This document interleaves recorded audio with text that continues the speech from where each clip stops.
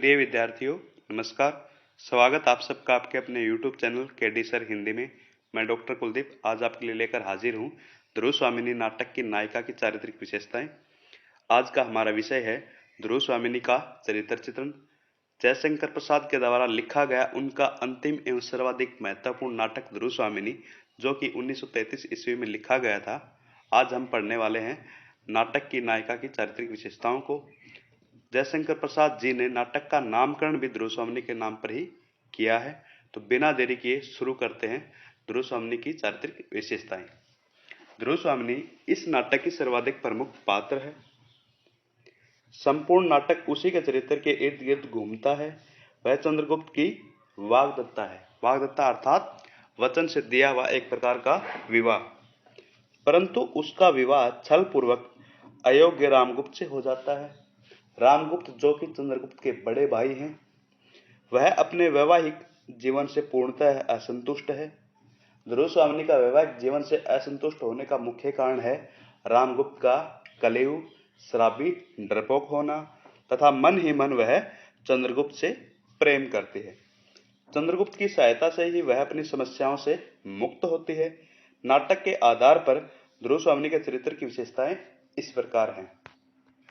ध्रुव स्वामिनी के चरित्र की पहली विशेषता है विवशता व दुख की शिकार। नाटक के आरंभ में ध्रुव स्वामिनी एक निरीह और विवश नारी के रूप में प्रकट होती है। निरीह का अर्थ होता है इच्छा से रहित। वह अपने वैवाहिक जीवन की विडंबना से दुखी है। उसे पति मिला तो मदक अर्थात श्राबी, विलासी, कायर और अयोग्य। उसका अनमेल राक्षस विवाह है उसकी अंतरात्मा को कचोट रहा है, पर वह सब विवश भाव से सहती है। वह महारानी होते हुए भी सब अधिकारों से वंचित है। वह एक तरह से बंदी रखी गई है। अपनी विवशता व दुख को प्रकट करते हुए ध्रुव स्वामिनी दासी से कहती भी है, चलूंगी क्यों नहीं, किंतु मेरा नीड़ कहाँ। नीड़ अर्थात मेरा घर कहाँ। यह तो स्वर्ण पिंजर है। प्रसाद जी ने नाटक के पहले दृश्य में ध्रुव स्वामिनी को पूरी तरीके से विवश व दुख की शिकार दिखाया है। आइए अब हम पढ़ते हैं ध्रुव स्वामिनी के चरित्र की अगली विशेषता। पति द्वारा अपमानित। ध्रुव स्वामिनी का वाग्दान चंद्रगुप्त के लिए हुआ था, परंतु शिखर स्वामी, जो कि गुप्त वंश का अमात्य प्रधानमंत्री है, शिखर स्वामी के छल के कारण उसका विवाह रामगुप्त जैसे मदप, कायर और भीरू व्यक्ति से हो गया। वह यह समझता है कि ध्रुव स्वामिनी चंद्रगुप्त से प्रेम करती है, अतः हमेशा उसकी उपेक्षा करता है। उससे बात तक नहीं करता, यहां तक कि शकराज के उस घृणित प्रस्ताव को भी सहर्ष स्वीकार कर लेता है जो उसने उसकी पत्नी ध्रुव स्वामिनी को अपनी विलास सहचरी बनाने के लिए भेजा था। यही नहीं, वह उसके चरित्र पर लांछन लगाकर भी सदैव उसका अपमान करता है। नाटक में शकराज, जो कि शक वंश का राजा है, वह रामगुप्त को अयोग्य, डरपोक, कलीव देखते हुए उसके शिविर को दोनों ओर से घेर लेता है। उसके बाद में एक खिंगिल नामक संदेशवाहक से उसके पास में संधि की दो प्रस्ताव भेजता है। पहला उसका संधि प्रस्ताव है ध्रुव स्वामिनी अपने लिए, और दूसरा है अपने सामंतों के लिए, पूरे मगध के सामंतों की स्त्रियां। अगर यह संधि प्रस्ताव रामगुप्त को स्वीकार्य नहीं है तो वह युद्ध करने के लिए तैयार हो जाए। इस प्रकार से रामगुप्त उसका यह प्रस्ताव भी सहर्ष स्वीकार कर लेता है। इस प्रकार ध्रुव स्वामिनी जगह जगह पर अपने पति रामगुप्त के द्वारा अपमानित होती है। अगली विशेषता है पति प्रायणा अबला। पति की उपेक्षाओं व अपमानों के शिकार होने पर भी ध्रुव स्वामिनी एक भारतीय पति प्रायण पत्नी है। वह अपने विषम जीवन से भी समझौता करना चाहती है। वह अपने पति के पांव पड़कर अपने नारीत्व की रक्षा की भीख मांगने में भी संकोच नहीं करती। वह पूर्ण आत्मसमर्पण करने को प्रस्तुत हो जाती है और रामगुप्त से कहती है, मेरी रक्षा करो, मेरे और अपने गौरव की रक्षा करो। राजा, आज मैं शरण की प्रार्थिनी हूं। मैं स्वीकार करती हूं कि आज तक मैं तुम्हारे विलास की सहचरी नहीं हुई, किंतु वह मेरा अहंकार चूर्ण हो गया, मैं अब तुम्हारी होकर रहूंगी। पति रामगुप्त के द्वारा इतनी अपमानित होने के बावजूद भी जयशंकर प्रसाद जी ने ध्रुव स्वामिनी को एक भारतीय पति नारायण के रूप में, पति परायणा के रूप में दिखाया है। नायिका की अगली विशेषता है आत्मसम्मान की रक्षिका। हालांकि रामगुप्त से अपने नारीत्व की भीख मांगते समय ध्रुव स्वामिनी एक अबला नारी के रूप में प्रस्तुत होती है, परंतु जब घोर अपमान के साथ रामगुप्त उसकी याचना को ठुकरा देता है तो उसका आत्मसम्मान जागृत हो जाता है तथा वह स्वयं अपने आत्मसम्मान की रक्षा का भार वहन करने को तत्पर हो जाती है और कहती है, रामगुप्त को कहती है, निर्लज्ज, मदप, क्लेव, ओह, तो मेरा कोई रक्षक नहीं, ठहर कर, नहीं, अपनी रक्षा मैं स्वयं करूंगी। मैं उपहार में देने की वस्तु शीतलमणि नहीं हूं, मुझ में रक्त की तरल लालिमा है, मेरा हृदय उष्ण है और उसमें आत्मसम्मान की ज्योति है, उसकी रक्षा मैं स्वयं करूंगी। जब सकराज संधि के प्रस्ताव भेजता है और रामगुप्त और शिखर स्वामी दोनों मिलकर के उसको सहर्ष स्वीकार कर लेते हैं, उसके बाद में ध्रुव स्वामिनी रामगुप्त के पैरों में गिरकर गिड़गिड़ाती है, अपने प्राणों की भीख मांगती है, किंतु रामगुप्त उसका अपमान करके उसकी याचना को ठुकरा देता है। उसके बाद में ध्रुव स्वामिनी खुद अपनी रक्षा करने के लिए तैयार हो जाती है।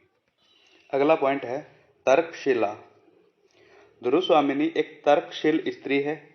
नाटक में वह अनेक स्थलों पर अपने तर्कशील होने का प्रमाण देती है। जब रामगुप्त सकराज के प्रस्ताव को मानने की कोशिश करता है, तब वह तर्क करते हुए कहती है, महाराज, किंतु मैं भी यह जानना चाहती हूं कि गुप्त साम्राज्य क्या स्त्री संप्रदान से ही बढ़ा है।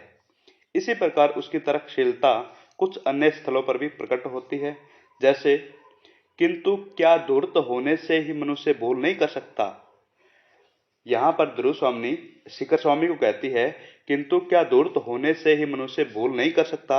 आर्य समुद्रगुप्त के पुत्र को पहचानने में तुमने भूल तो नहीं की, सिंहासन पर भ्रम से किसी दूसरे को तो नहीं बिठा दिया। ध्रुव स्वामिनी की अगली विशेषता है विद्रोहिणी। चंद्रगुप्त का सहारा पाकर ध्रुव स्वामिनी का विक्षोभ मुखर हो जाता है। वह न केवल आत्महत्या का विचार बदल लेती है, अपितु वीरता पूर्वक चंद्रगुप्त के साथ सकराज के पास जाती है और सकराज को मारने में चंद्रगुप्त की सहायक बनती है। वह जीवन संघर्ष से घबराती नहीं है, वह पुरोहित को भी फटकारती है। एक जगह पर वो कहती है, रोष, हाँ, मैं रोष से जली जा रही हूं। इतना बड़ा उपहास धर्म के नाम पर स्त्री की आत्मीयता की यह पैशाचिक परीक्षा मुझसे बलपूर्वक ली गई है। पुरोहित, तुमने जो मेरा राक्षस विवाह कराया है, उनका उत्सव भी कितना सुंदर है। जिस पुरोहित पंडित जी ने ध्रुव स्वामिनी का विवाह रामगुप्त के साथ करवाया था, रामगुप्त की ऐसी हालत होने के बाद में ध्रुव स्वामिनी उस पुरोहित को भी फटकारती है। इसके साथ कुछ अन्य जगहों पर भी ध्रुव स्वामिनी का विद्रोहिणी रूप देखने को मिलता है। अगली विशेषता है चंद्रगुप्त की प्रेरक। ध्रुव स्वामिनी न केवल स्वयं विरोध और विद्रोह का स्वर प्रकट करती है, अपितु चंद्रगुप्त जब अपने भाग्य की विडंबना से मौन रहता है तो वह उसे भी विरोध के लिए प्रेरित करते हुए कहती है, कुमार, मैं कहती हूं कि तुम प्रतिवाद करो। किस अपराध के लिए यह दंड ग्रहण कर रहे हो? झटक दो इन लो श्रृंखलाओं को, यह मिथ्या ढोंग कोई नहीं सहेगा, तुम्हारा क्रोध दुर्देव भी नहीं। यहां पर जब रामगुप्त सकराज के मारे जाने पर सकराज के महल में पहुंचता है तो वहां पर वह सामंत कुमारों और चंद्रगुप्त को बंदी बनाने का आदेश देता है। उसके बाद में ध्रुव स्वामिनी चंद्रगुप्त को यह प्रेरणा देती है कि झटक दो इन लो श्रृंखलाओं को और सामना करो रामगुप्त का। इस प्रकार ध्रुव स्वामिनी चंद्रगुप्त को प्रेरित करती हुई दिखाई देती है।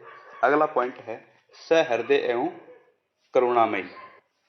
जहां ध्रुव स्वामिनी अपनी व्यक्तिगत विडंबनाओं से पीड़ित एक क्षुब्ध नारी के रूप में प्रकट होती है, वहीं उसमें सहृदयता एवं करुणा भी कम नहीं है।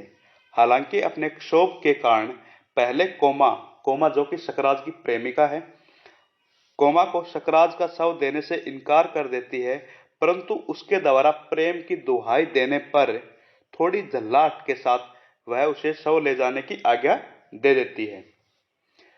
एक जगह पे कहती है, जलो, प्रेम के नाम पर जलना चाहती हो तो तुम शव को ले जाकर जलो।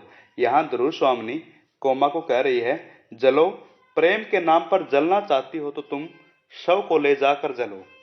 जीवित रहने पर मालूम होता है कि तुम्हें अधिक शीतलता मिल चुकी है, अवश्य तुम्हारा जीवन धन्य है। सैनिक से कहती है, इसे ले जाने दो, यानी कि सकराज का शव ले जाने दो। इसी प्रकार निरीह मिहिरदेव और कोमा के रामगुप्त द्वारा निर्मम हत्या पर वह शोक प्रकट करती है। जब कोमा और उसके पिता तुल्य जो संरक्षक हैं सकराज का शव लेकर जाते हैं तो रामगुप्त अपने सैनिकों को कह करके कोमा और मिहिरदेव की हत्या करवा देता है। इन सब के ऊपर ध्रुव स्वामिनी शोक प्रकट करती है। इन प्रसंगों से उसके सहृदय एवं करुणामय होने का पता चलता है। तो ये थी ध्रुव स्वामिनी की चारित्रिक विशेषताएं। इस सीरीज की आने वाली सभी कक्षाओं की वीडियोस देखने के लिए चैनल को सब्सक्राइब कर लीजिएगा। इसके साथ में नोटिफिकेशन के लिए बेल आइकन को जरूर दबा लो। वीडियो अच्छी लगी हो तो लाइक कर देना। साथ में आपके सभी कमेंट्स आमंत्रित है। आप अपने कमेंट्स के माध्यम से मुझे बता सकते हैं कि वीडियोज में कितने सुधार की आवश्यकता है। आपके कमेंट्स से ही पता चलेगा मुझको कि कहाँ कहाँ पे कमियां हैं। निःशुल्क पीडीएफ प्राप्त करने हेतु मेरा व्हाट्सएप नंबर डिस्क्रिप्शन में उपलब्ध है। आज की कक्षा यहीं समाप्त होती है। धन्यवाद।